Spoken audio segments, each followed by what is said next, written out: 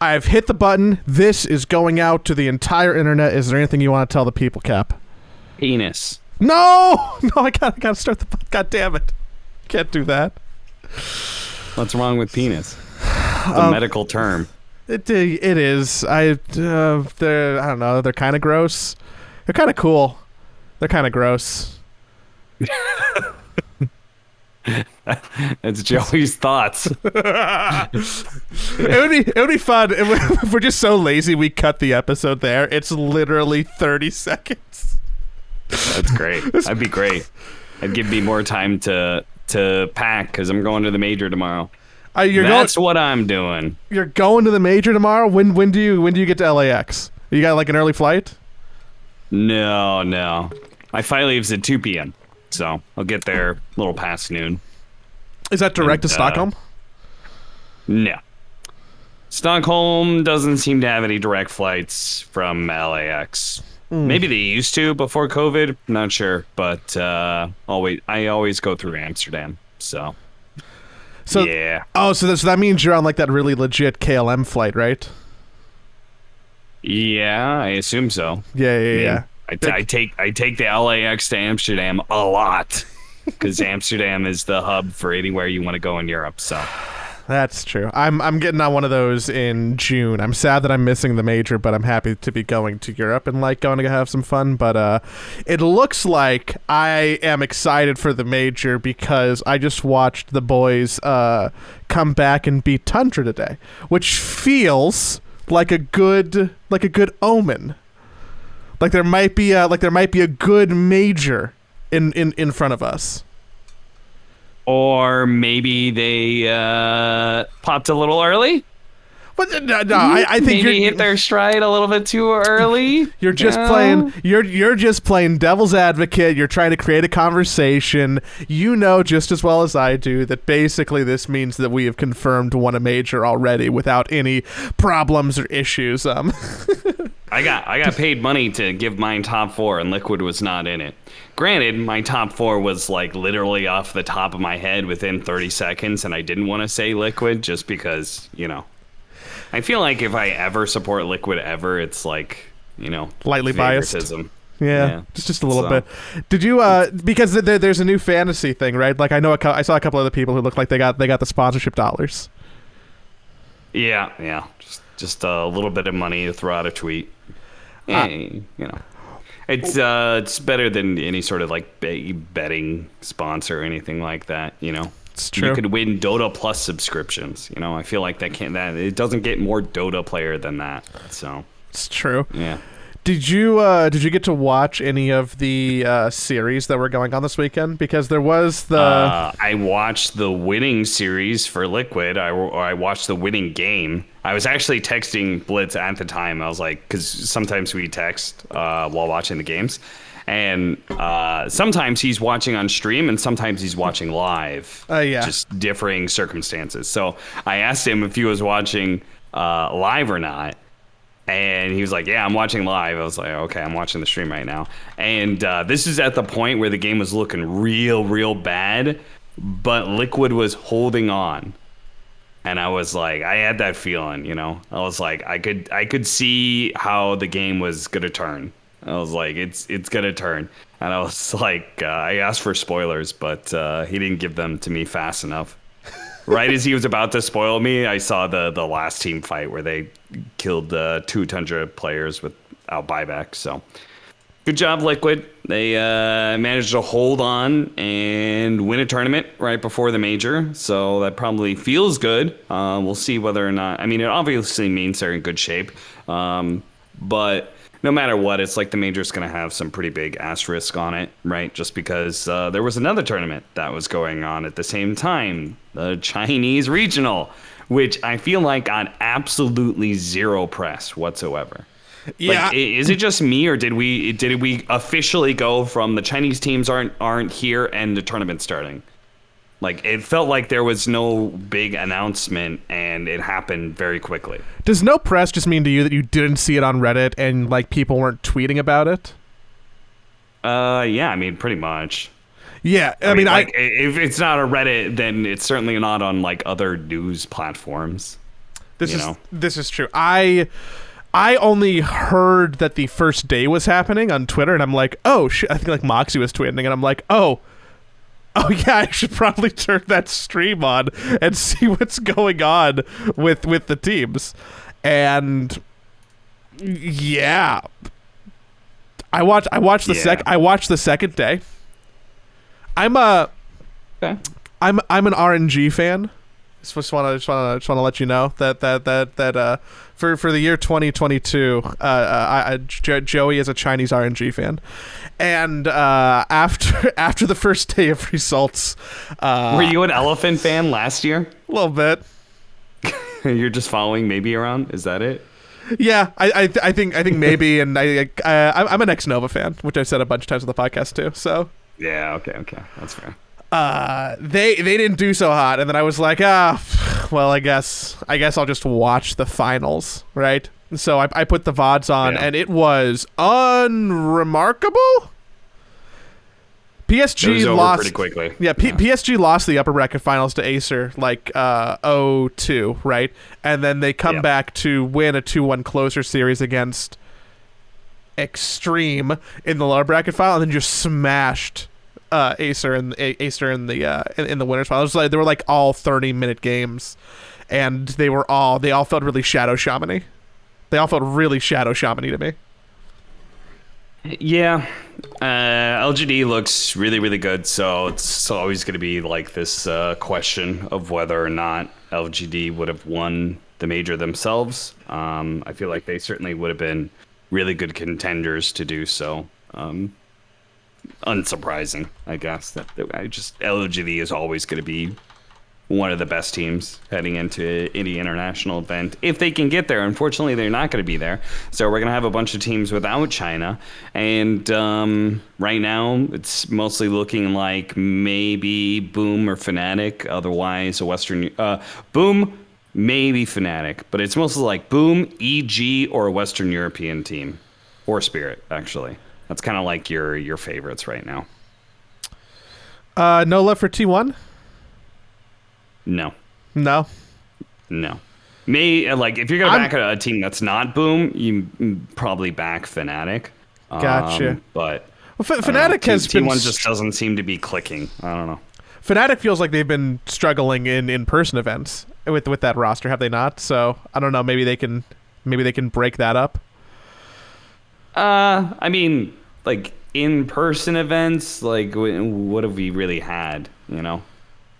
Like, historically speaking, some of those players have done very well on LAN.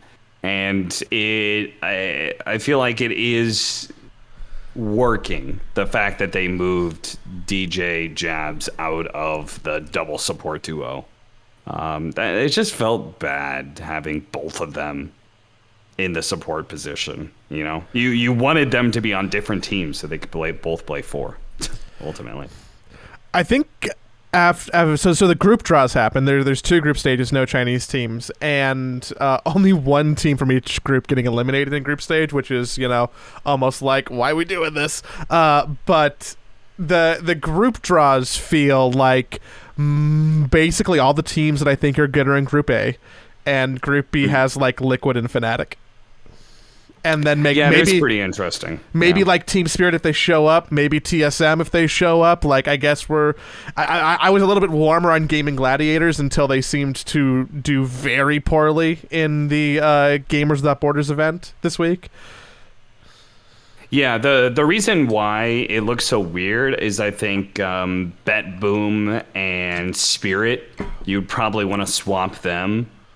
Or excuse me, no. That's not right. There was a combo of teams that I was like, oh, you probably want to swap them. Oh, I think it was Fnatic Boom. The fact that Boom is in Group A and Fnatic is in Group B, if you swap those, then maybe the lineup looks a little bit more manageable. There's also TSM EG. You swap those 2 teams, but ultimately it just came down to seeding, right? It's like, okay, maybe the team that you fear the most on the international stage is the team that plays second, not first, you know? So that ends up making seeding look really weird. I think ultimately, though, this is just like people's gut read. We'll see what actually happens when we go into these groups. It's true. And these teams play against each other. Maybe I'm really discounting Mind Games and Thunder Awaken, right? No, I'm fairly certain Mind Games and Thunder Awaken are both going to be fair. Maybe Thunder Awaken might be okay, actually. Thunder Awaken, I think, is pretty legit. I think Mind Games is probably not as legit. I do not believe in that roster. Plus, they're going to have stand-ins, which sounds like they're not the only team that's going to have have stand-ins. OG, there's a rumor that they have to replace Misha. And if they have to replace Misha, they probably have to replace Chubash, their coach, which would leave like Seb to stand in, apparently. Who else has Russian players? All of Bet Boom. Yeah, some Ukrainian players couldn't make it for Mind Games. Yeah. Yeah, that's right. Well, Team Spirit is still... They haven't been back in the country at all this whole time, so I think they're fine. Yeah, I think so. Yeah. Gaming Gladiators technically has Russian players. Because Solari's Russian, but I think that they've also not been in the country and probably unaffected. Celery is not Russian. Celery is Dutch. Duraccio is Russian. You mix their five. Hey, they lane together. You're mixing their 5 position and 1 position up. It happens. You're doing the nice thing where you're saving, but what actually happened is that I was just dyslexic with the flag for a second. Yeah. Those flags are same color, just different spots. Yeah. But yeah. So we'll just have to see. I think the group stage does favor some slower teams like Spirit and EG. The fact that only 1 team gets eliminated, and there are 4 spots out of 7, so a majority of the teams will go to the upper bracket. I think that is a very favorable for teams that traditionally have slower starts to LAN tournaments, and I think the 2 of the biggest names that are most likely to do the best at the tournament are EG and Spirit. Like, those 2 teams are notorious for slow starts. So we were trying to do some math because we, for the first time in a while, have people traveling with our Dota team to make a little bit of content and film some stuff, which is super exciting. But when you're trying to book international events for not the teams, like not the players, it's always a little bit complicated because you never want to book a hotel room for the entirety of the event. That's potentially wasteful for thousands of dollars, right? Yeah. But also, if you only book a hotel room for like just the group stage, then you're potentially running out of a place to stay towards the tail end of it because you can't just most hotels you can't just call in the morning and be like, excuse me, Mr. Hotel, can I have my room again tonight? They go, what the fuck are you talking about? You have to check out. Go away. Bye. But I felt really confident telling our people that we would at least make it through that we're not going to get eliminated in group stage. We can book the hotel for a bunch of days. I mean, that makes sense for like an OG or a Tundra or Beast Coast. But you guys are the 3rd most valuable esports company. Come on, surely you guys could shell out the money to get hotel rooms for the full event. Come on now. I'm just saying, man, it's a business, and like most players, unless it's like TI, and even then sometimes still, most players leave pretty soon after they're eliminated from events. They're not looking to hang around in a random country without access to play. They don't want to chill, right? Like, most people are just fucking out of there. Yeah. Most Dota players. The only reason I think that a lot of Dota players stay for TI because the experience of watching TI after you've been kicked out is not good. So I think a big reason why most Dota players will stay, in fact, almost all Dota players will stay all the way through, is because of the after party. Yeah. Because you got to start fiending for your next team. Otherwise, I think there would be probably a much larger share of players who would just get out of there as quick as possible if they dropped out in the group stage or something like that. So, yeah. So, Yeah, major's coming up. You're announced I'd say I'm officially, looking forward right? to it, but You're like officially announced, like you're a person. Yeah. I can now say that you are going to the major because there was a graphic with your face on it. Yeah, I am. For those of you guys who are wondering what I'm doing, I am casting the group stage, but they did not want me. They only have 2 casting pairs for main stage, unfortunately, and I was not in one of those pairs. And they didn't want me hosting either. After 2 years of the DPC of hosting for ESL, they did not want me to be the other host next to Shiver. So they are giving me a different job for the main event, and I'm going to be doing some sort of late night show. Looks to be more like a wrap up thing. Yeah, we'll see. It's what I'm finding out is it's going to be like a 20-minute segment at the end of the day, wrapping up the day. Doesn't seem to be a whole lot of prep to it, so we're just going to be flying by the seam of our pants, I'm pretty sure.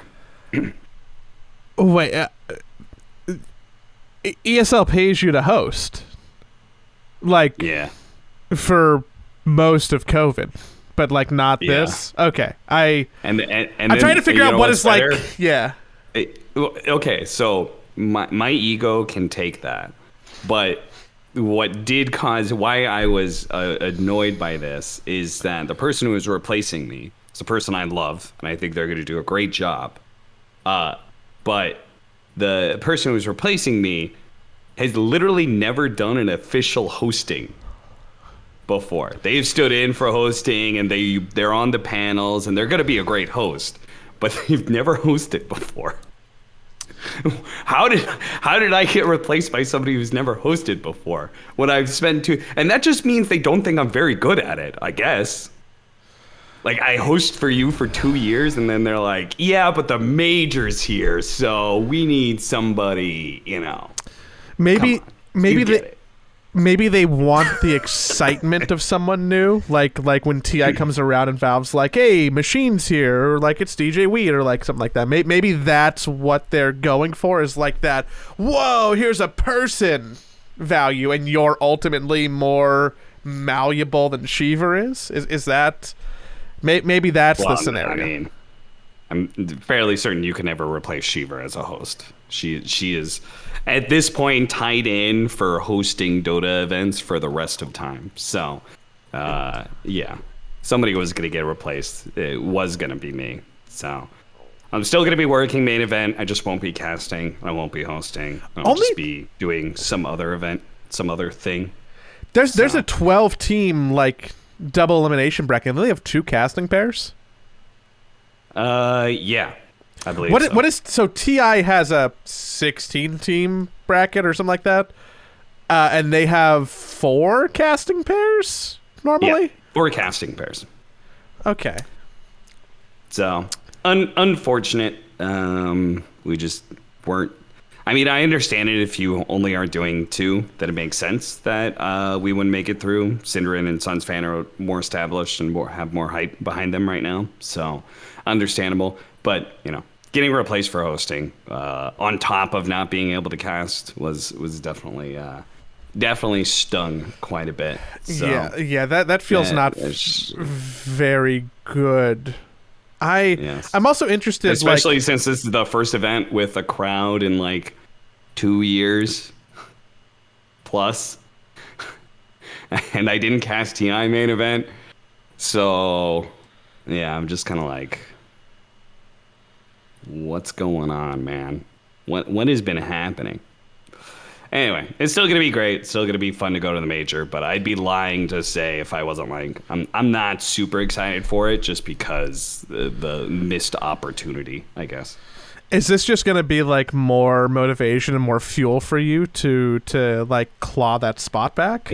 I don't know, Joey. How much more fuel do I need? Well, like I feel right now, the gas tank's spilling out here. Like, you can't just keep putting more fuel in and expecting it to go faster. So you were like over. I already had the fuel with fuel. Okay, I was already fueled. That's fair. I feel like this doesn't like necessarily add anything to it. If anything, it actually like you know how like you if you pour fuel directly on a fire. It's the liquid can actually cover out the fire, you know, because it's the fumes that burn, right? Yeah. So yeah, it's a little demotivating, I'll be honest. But you know, it is what it is. And hopefully we'll just be able to get the ground running for 2023. That is, I have already like written out the rest of this year. I'm just like, okay, you're gonna mulligan a full year. Next year. Okay. That's just 2021 wasn't it. 2022 isn't it either. Maybe 2023 will be the year, and it'll be a good year. We'll really get the ball rolling. Hit the ground running the start of 2023. You're like the stock market right now. Yeah, we're just we're making our run downwards, we're getting momentum while we're going down. You're getting momentum so we can make a run back up. Swoop back up. All right. Yeah. I'm gonna put all of my investments into CAP, and we'll really go long on the end of the year. Is there anything else? All right, that I'm interested? No, there's nothing else. I want to talk about this whole Team Liquid thing. What Team Liquid thing? So there was this Forbes post about the most successful, the highest valuations in esports company. TSM is at the very, very, very top at $540 million. Team That's Liquid over half is a billion. third. Team Liquid's third behind 100 Thieves at 440 million. So you guys got ranked third. What were you last year? Surely you guys got beat out by 100 Thieves. Their stock went up 142% since 2020, accordingly. I think we were second last year. And then I think that I know that we're third this year. I think the mark was like to be a little bit bigger, but honestly, like it's still pretty good to be up there. Like I don't look at that and feel discouraged even the slightest bit. And I feel like we need to caveat TSM being at the very top with noting that TSM also owns BlitzApp, which is like the most popular third-party tool for League of Legends and now Valorant and basically like Riot Games, right? So they are a giant tech company in addition to an esports team, and I wouldn't be surprised if the Blitz stuff is close to half that valuation. Truly, it makes sense.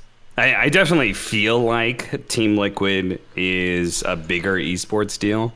So it was a little surprising to me. I didn't know TSM was still rated that highly, but especially with all the stuff going on in the news. But one thing that did get my eye about this list, it lists 10 teams. TSM, 100 Thieves, Liquid, FaZe Clan, Cloud9, G2 Esports, Fnatic, Gen G, NRG, T1. And you guys who are just purely Dota fans probably don't recognize some of those names because they either are not in Dota right now or have never been in Dota. In fact, 6 of those teams are currently not in Dota. And I thought that was pretty interesting. You know, or ever have been, right? 10 biggest esports. Well, no, Cloud9 has been in Dota, but is G2 not currently. hasn't. G2, okay, so on the list, 100 Thieves has not, FaZe Clan has not, G2 has not, Gen G has not, Energy has not. So 5 of them have not ever been in Dota. So I think it says something about like these are the most successful esports companies, and over half of them do not view Dota as a good investment. And if you think about it too, like TSM also just squeaked in, just barely. Like that really could have been 6 going on 7, because Yes. Cloud9 did but does not currently have a team, right? So Yeah. Says something about the ecosystem. Says something that like TSM did come into Dota, but I have to wonder like how good of a deal they got, and also like how much of this like other drama that they have going on like I know their League of Legends team is not doing well, so maybe that they're behooved to try and get a better team in a different game, and the opportunity arose that they could get something in Dota. Like I don't know, but it's all I know is that it very easily could have been a big majority of the biggest esports orgs are not interested in Dota at all. I think that I would be confident that no one aside from Jacob at 100 Thieves even knows what Dota is. You don't think Nate Shot plays Dota on the weekends? No.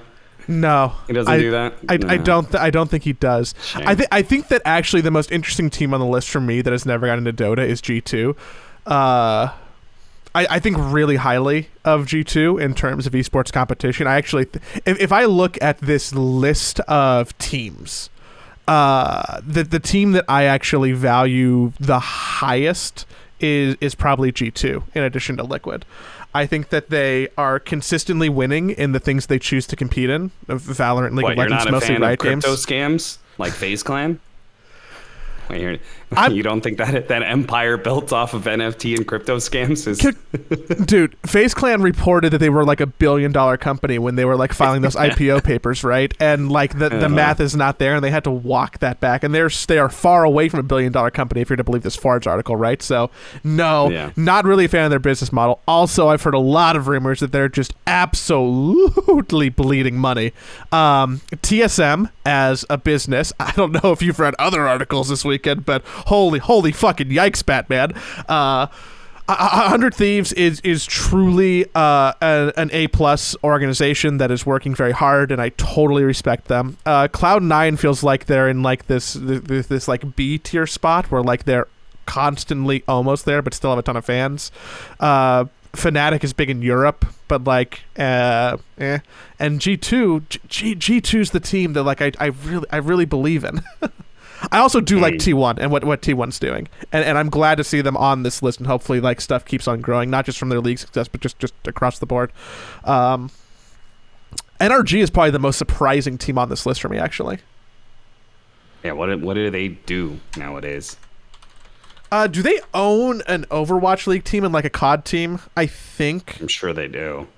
I'm sure they're one of those teams that have drunk deeply into the Blizzard Kool-Aid and are now very much invested in that success. Yeah, so NRG... let's go Overwatch 2. And NRG just has the San Francisco Shock, which is a fairly large, probably one of the largest teams.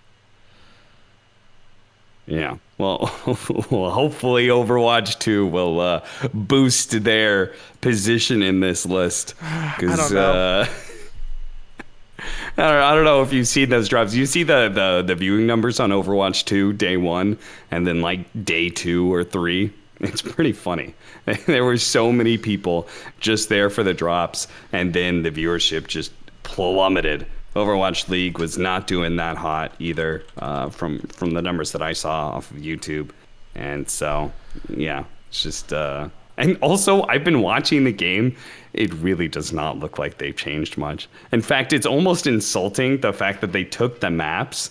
Have you watched any of Overwatch 2 yet? Only the slightest amount. Because I was never interested in Overwatch 1, and it was hard for me to watch, right? So I've only been curious about what's different. I'm not like a fan. I don't even want to buy it. I don't want to give them money. So I actually like watching Overwatch streams, not Overwatch League itself, but I do enjoy watching the game. And so I've watched a decent amount of Overwatch, and watching Overwatch 2 is so fucking funny because it's almost insulting the map changes that they did. They changed the time of day on all of the maps. So now if it was a nighttime map, it's a daytime map. But if it was a daytime map, it's a nighttime map. There's a morning map, and now it's an evening map. And it's so funny. That change is so funny because the lack of change anywhere else. There is so little change that is being brought to the game. They took away one slot, So now it's a 5v5 game instead of 6v6. There is a new character. There's like, I think 2 new maps. But like, this is not a sequel. It is a patch. That's what this is. Well, like what Overwatch is selling for tens and tens of dollars is, I actually don't know how much it is, but that Reborn, what the content they're giving out is less than the yearly patch that we get for Dota every year, and this is taking years for them to get to. It's so bad. It's so bad. A huge part of it is like the campaign, the co-op campaign or whatever that they're going to be doing, but the multiplayer experience is like fucking nothing. You know when they announced this game, it was the end of 2019. We were very rapidly approaching 3 years of development on top of whatever was happening before that, right? Because presumably they didn't have zero development when they dropped the announcement, eh? Yeah. It's I honestly, like if I was a Blizzard employee, I would be embarrassed. I'd look at that and be like, "We're selling this as an extra game? Like what are we? Are we EA? We're selling our yearly sports game? So, like, what is But this?" it's not even yearly, dude. But man, I struggle to think about companies that I have taken such a hard pivot on, like I have Blizzard. From being someone who StarCraft truly got me into esports, probably gave me a job, gave me dozens and dozens of friends, and it was a thing that I played every day. And I had so much fun playing Warcraft, and I would watch Brood War, and I did dabble in Overwatch, and I played Diablo. And it's like, oh, look at this game. I played so much Hearthstone. I played so much Hearthstone. And now I look at Blizzard and I go, I would never even give them a job application, not just because I think that they might be like morally totally incorrect, but also what the fuck are they doing? There's at least like a 30% chance that they engaged in some sort of sexual harassment. It's like it's a minefield. You don't want to hire anybody from that company, dude. You want to keep shitting on video game companies? Dude, I want to circle back a little bit and shit on TSM a little bit more. Okay, that's your bit then. I know very little about this. All I know is the CEO of TSM is bad. He's a bad person. That's all I know. TSM Reggie, who is the owner of a majority of TSM, he has not sold his company, as he'll be very quick to tell you, to outside investors, which is why the number being the top Forbes spot is like genuinely impressive, right? There's no giant outside investors there like there are in all these other teams, eh? Mm-hmm. There's ongoing investigations, not just internally, but also from Riot and externally, to see what is going on in this company, because there is just a large amount of disgruntled employees citing mental abuse from the higher ups like Reggie. And then there was a journal article this week that outlined some of the lightly expose with former employees across the org, and some of my favorite bits were talking about employment law potential mishaps, potential breaks, alleged employment running afoulment with full-time contractors, okay. which is not good, and I think something that might plague more than just TSM. Even if you take Reggie out of it, I think that there's a lot of people in the esports industry who want to get their feet wet, who want to be in, who are very excited, from the graphic side to the team side to the player side, and they take these jobs that are basically contractor jobs, but you're working over 40 hours a week, but you're always on call, but you have a schedule, but you're expected to do all these things, which is not how contracting works in general, but especially not in California, where we supposedly have very tight laws against this. So the fact that so many employees were, noting, oh yeah, like I was expected to work all this time. I wasn't just a contractor. When you're a contractor for something, it's like, hey, Austin, I want to hire you to direct a project. We're going to film a video. It's going to be like a week. You might work like, I'll pay you for like 5 days and then a 6th day to actually like do and film the project. That's a contract, right? Like it's a short burst. It's like project-based work. Similar if you had an editor, like, hey, can you edit this video? It'll be on a contract. We'll sign something. It'll be this rate for this many days ish. a contract is not you are going to work like a full-time employee, and it seems like TSM is just like totally run afoul of this, and I don't think it's just a TSM problem. I think it is a gaming problem. Yes, that is I think it's a definitely an gaming esports problem. Yeah. So I am actually the most interesting thing from this article to me is probably how it is going to curtail out into other teams, other companies, other tournament organizers, other outlets that are just completely not respecting the labor laws. And if that's going to blow up. Aside from the labor law conversation, some of the stuff about Reggie was actually pretty funny in the document. Funny in like a fucked up way, like the way I think is funny. Allegedly TSM hired a new head of HR, and then Reggie fired them 2 days later. That was fast. All right. Yeah, what did that person tell him that he can't be talking to his employees that way? And he was like, all right, you're fired. Well, that's like the implication, right? And then Reggie went on to the TSM subreddit to defend the being able to fire the HR person, but didn't touch on all the labor law violations or mental abuse violations. So I think that sounds like a bad idea. Oh, that sounds like a horrible idea.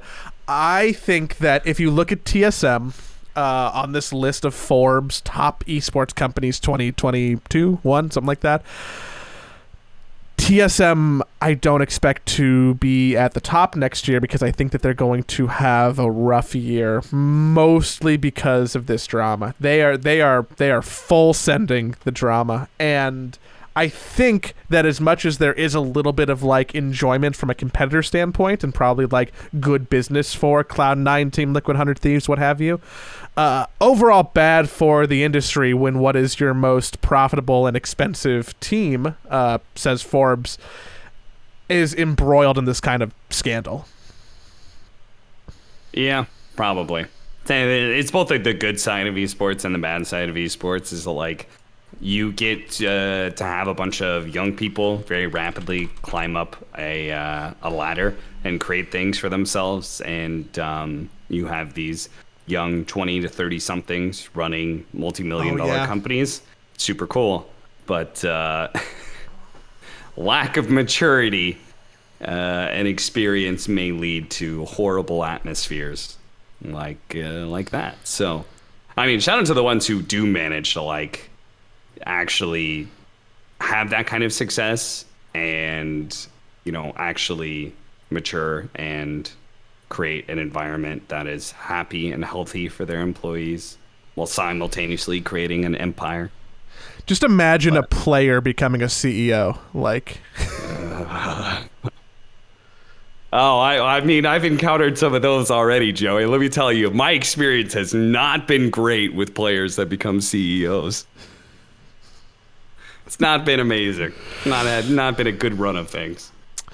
Can I talk about more company mishap while we're on the topic of just, you know, I don't know, yes, people not running their stuff well. I saw an interesting tweet. I should actually call it a Twitter thread.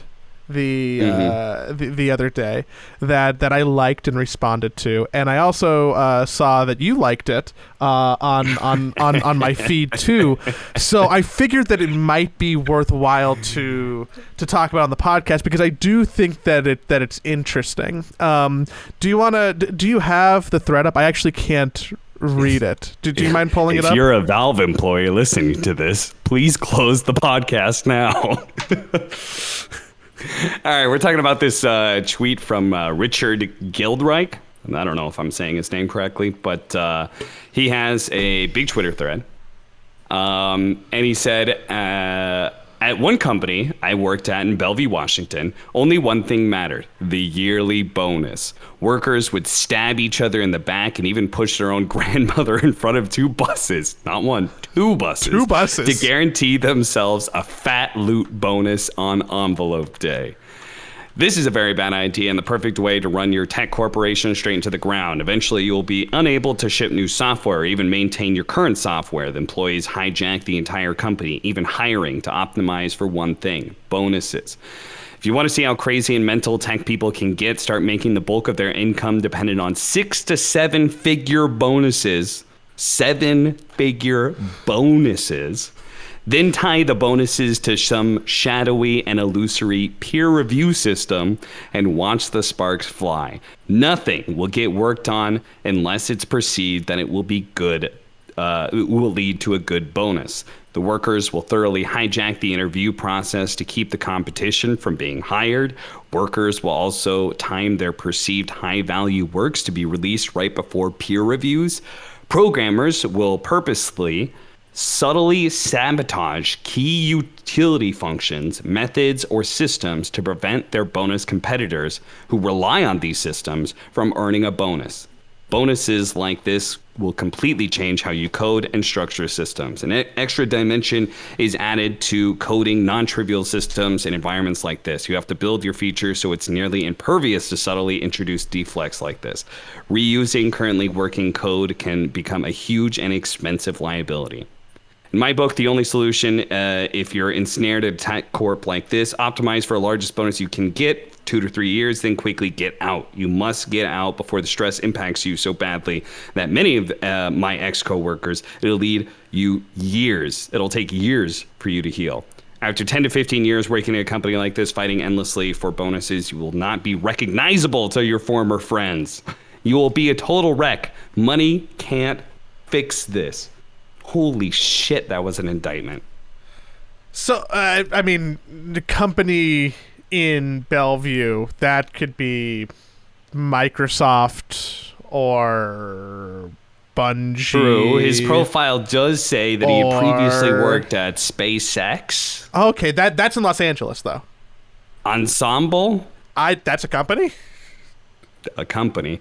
And Valve. Oh shit! It's a Valve no. tweet. Oh no! It's a Valve tweet. Oh Cap, it's a Valve. I thought tweet. I recognized some of these things that they were talking about. Oh man! I thought I'd heard about some of this before. Oh man! I thought I was experiencing deja vu reading some of this. Ah man, that's wow.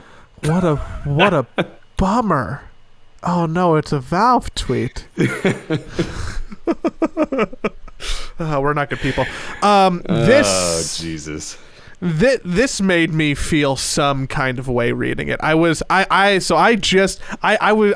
brunch with a friend last week. I was getting back in the car. I was turning the car on, letting it cool down, just scrolling Twitter real quick, and I come across this thread, and I just found it captivating because obviously it's about something that is very near and dear to me, which is Dota by way of Valve, right? And it makes me feel some kind of way. It makes me feel some kind of way because one, the first reaction is like, oh, I'm happy that this person is like sharing this thing. I think that it's probably something that we have lightly touched on. I think that, this is the drum that Kyle beats off. And I think this is something that people who know Valve are familiar with, even though it doesn't get like a lot of press. It's not easy or sexy to talk about, and it's very shadowy, but we have lightly touched on it, right?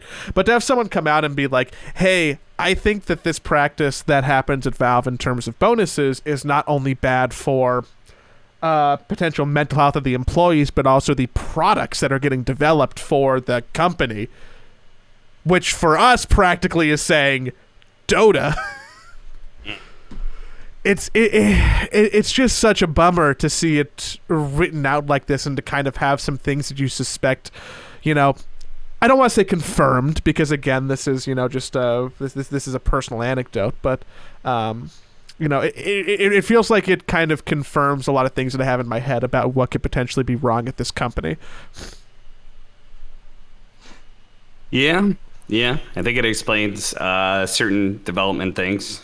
I have to imagine Battle Pass is a pretty good selling point if you're trying to work towards a bonus and you're on the Dota team, for example, being able to generate millions, hundreds, literally $100 billion within the space of 2 months probably looks pretty good for a bonus. I mean, you generated 100 million for your company, that's a $1 million bonus, surely, right? I have to imagine. I laughed quite quite heartily at the line that he where he said that your friends won't recognize you anymore. I was just like, Jesus, that says a lot. It says that it like that being a part of that environment changes your character, right? And yeah, like that much money on the line, and that's what it kind of struck me, is that like all the Valve people that I've ever met, all the Valve employees, past or present, that I've ever met, I have liked every single one of them. I don't think there's a single one that I've met and have disliked. Just purely off of the character and the person that like I got to know in a limited frame. But like some of their decision, like the decision making as a whole, always like makes me go like, what the fuck, you know? It's like I like Valve employees, but sometimes I don't like Valve, you know? And something like this, the system that he's describing would make certain kind of sense, you know. The line that really sticks out to me is the idea of them potentially sabotaging interviews and not hiring other talent because it could be competing with your own bonuses. That just logically tracks, right? Like if you're, because at a certain point, if there's so much money at stake here, you are no longer potentially going, what's best for this game, what's best for this company, but at some level it's what's best for me. And what's best for me might be not hiring the best people, or, you know, something that I have said often on this show, more people. What's stopping TrueSight from being released? Is it not having enough producers or editors on the project? What's stopping more regular bug fixes to cosmetic items? What's stopping? Name anything, right? It always feels to me like the bottleneck is, well, if you just had more people, you can do more work. It's wild how many people versus, you know, the size of the product that's here. And to think that maybe there's not more people because suddenly your pool of bonuses is going to get broken up, you know, 50 instead of 30 ways is a good reason to not have more people, because you're making the same amount of money. It might not matter how happy or unhappy your clientele are because they're content enough with the thing they really like. So why bother getting those extra 10 people on board? Because it also makes me wonder, we don't really know what this effect is, but I have to question if like being a part of established, because we've already talked about the fact that like why would any like programmer who gets hired at Valve, who is obviously is very smart and probably very good at their job, like why would they want to work on like an decade-old game? Well, that's even more incentive, right? It's like, wouldn't you want to work on like the cool new tech that like they're working on? Wouldn't you want to work on Half-Life Alyx over Dota 2? And then there's just like one more reason, right? It's like, okay, maintenance stuff or working on like an old game. Like, why would you ever work on Team Fortress 2? Is anybody at the Team Fortress 2 team like getting any bonuses ever? Is anybody ever touching that game? Are they getting a bonus at all? You know, like, maybe it's possible, but it is. I have to question. Wouldn't you rather just like always be working on the newer, bigger product? Which also makes me wonder like how what happened with Artifact and Underlords then. Underlords was actually pretty interesting because that was a game that was like decently, I think it was a decent game. And it didn't it had like okay turnout, whereas Artifact like blew up in a bad way on day 1. I'm still holding my axe cards, baby. You don't know when those things are gonna fucking turn up. Yeah, so like Underlords, I think actually did okay, but maybe they just found it wasn't competing well enough with TFT, because it felt like they abandoned the project pretty quickly, you know. And I have to wonder if like this sort of thing is part of that, right? You release the game, looks good, but like, do you really want to stick around on that game, especially if it's not headed in a good direction, numbers wise? Better just abandon ship quick as possible. Gotta get that bonus. And, get into some other product. It just makes me more skeptical, and I think that we're already an above average level of skeptical because we know a little bit about Valve. But it just makes me more skeptical about what is really going on. And I think that part of the reason why this is also so interesting is just because there is such a deep infatuation with what really is going on. Like, I would kill for an expose or to be a fly on the wall in the office for a week. Just be like, what the fuck's happening there? Yeah, I would also like to know. That's like why it's a topic that comes up all the time, because there is so much secrecy shrouded in how like the people in Valve and what they do and say and like what their actual motivations are, because this paints the entire. You put a bunch of programmers, right? Because that's Valve saying, is that they want programmers, and like they take like the best people, very smart people. And then you put them in a system like this that incentivizes political game theory, Mm-hmm. It puts you in some Machiavellian type state where like all of a sudden it's no longer about like necessarily like the best programming that you could do, but also the peer review system and the politics involved in that, and being well liked and forming alliances in order to like, you scratch my back, I'll scratch yours sort of deal. I mean, it's very, very weird. There are a couple people who have gone through the interview process in Dota for Valve. I've heard about the hiring process, and I heard something similar about the peer review sort of setup, where it's basically like they don't have necessarily somebody from HR. They have like 3 random Valve employees, and they just give you some tests and see how you react and respond. And then I think those 3 people then determine whether or not you move on to the next step. But how does that work if you're like just not a programmer? What, like Casey? Yeah. I don't know. Just get close to Valve, become friends with the right people, demonstrate your worth and your value. I don't know.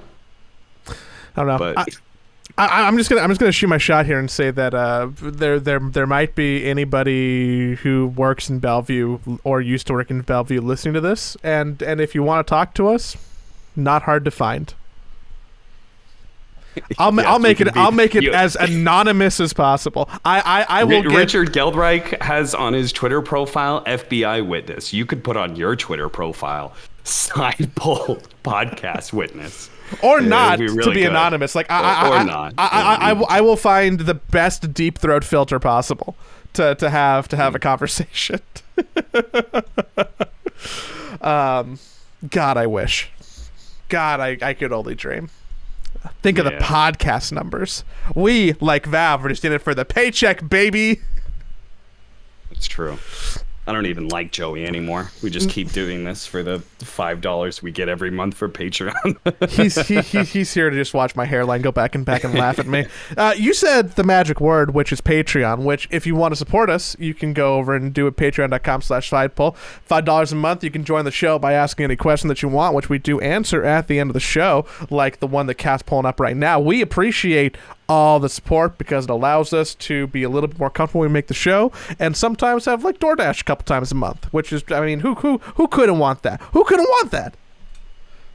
All right, this question of the week comes from Jacob Shapiro. Do you have a brother called Ben? Brother Ben? Hopefully not. For a very coordinated team, i.e. professional, do you think there's a benefit to stockpiling wards in inventory in order to place a bunch at once and exploit a specific timing? Or do you think a constant steady stream throughout the game just makes more sense? So I think there's something about vision that like vision begets vision in a way. Basically that you can't just go blind and then go out there and place a bunch of vision. Maybe you could if you like smoked and your smoke stayed that way the whole way through. But even then, like eventually you're going to show on the map and the enemy to get some idea of where you've been. The thing about vision is getting your wards down first, and especially having those wards down aggressively usually gives you an idea of where the enemy places their wards. Whether you see it directly, as in they literally place a ward and you see them place the ward, or you see their support walking through your vision with wards, and then the next time they pop up, you click on them and all of a sudden they're missing a ward. You know, then you have an idea of they have vision in this area. And if you deward that vision, then the word game becomes more and more in your favor over time. That's why I think gem is particularly valuable right now. I think we're going to see very early gem pickups, like pre 30-minute gems, when normally you wouldn't see it unless you're facing up against a bunch of invis heroes. You wouldn't see it until like 40, 50 minutes in the game. I think we're going to see a lot more gems pre 30 minutes because that is the point of the game where like a lot of the game is won, right? It's that 15 to 25 minute marker. And with supports getting more gold than years ago, I think it is worth the investment to actually buy an early gem. You killed 3 wards, you've made your money back. More than that, because maybe you haven't quite made the gold up, but you've gotten experience out of it. And then on top of all the other unknowable things that have happened because you managed to take away the enemy vision. You know, I think the idea of having more wards for a certain time really only applies to maybe Roshan. And by that, I mean maybe you have 1 extra ward and you're focused more on warding one side of the map because you're doing Roshan. But I think steady vision is way more important. You gave an answer that's more eloquent than I ever could because of, you know, your deep Dota knowledge. So deep. If I were to say this as simply as possible, I think that if there was value into stockpiling and mass planning wards, that you would see all of the best 4s and 5s in the world doing that more often than you do. Because the fact that I never watch Dota and can point out, like, holy shit, did X-Nova just put down, like, 3 wards at one time in a triangle? That is an indicator to me that if they don't think it's the right thing to do, then it's probably not the right thing to do. Yeah. I think there is something to be said for not placing the initial 2 wards, though. I will say that. I think placing the initial 2 wards, especially at the very start of the game, there is, I think, some game theory there to hold on to at least one of those wards and placing that vision, because that vision is going to be more important when supports and cores are moving around the map, right? But if you have more static laning phases, then that vision is less important, unless it's specific to being able to win your lane.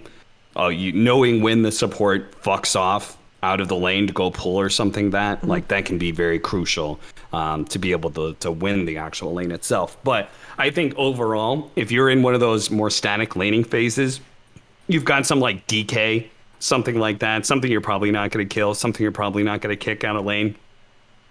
Do you really need vision in that area? If you're the 4 position, like, do you really need to ward for that area, or can you save that ward and place it at 5 minutes in deep in the enemy jungle? When you go and like maybe you take the enemy bounty rune. If you're a 4 position and you take the enemy 3-minute bounty rune that spawns, you place a ward deep in there. You could see the stacking that's going on. You could see the rotations that occur a few minutes later from the mid laner. That can be really valuable. That I think is the only time where holding your vision and using it later there is a clear value to. I don't think that I'm good enough at Dota to be able to properly convert on that. I don't think that's fair. Know your limitations. You're a carry player. Listen, you don't need to think about vision. All right. All you need to know is what creeps are safe. Okay. You hit your lane creeps for 4 or 5 minutes, then you fuck off to the jungle. You make your way to the triangle. You farm some stacks there. And you really need to think about vision at all? Probably not. I only need to think about it when it's not apparent and it makes it scary for me. That's the time I need to think about vision. When it's like, and then very nicely be like, hey, I'm a little worried about farming over here. Can I kind of like get some help? You know? Maybe it would be better if you did think about vision. Maybe that's the problem. Maybe all these carry players have too much free time to think about their item build. So they think about all the items they could buy that are not BKB.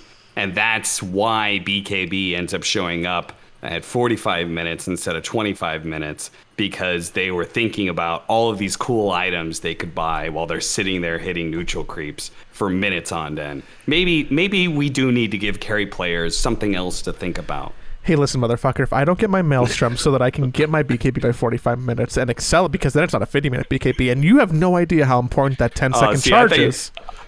I thought you were going to say, listen, motherfucker, I need my Maelstrom so I can get a really good timing on my Battle Fury, which will turn into a better timing on my Radiance, so I could get a 30-minute Midas pickup.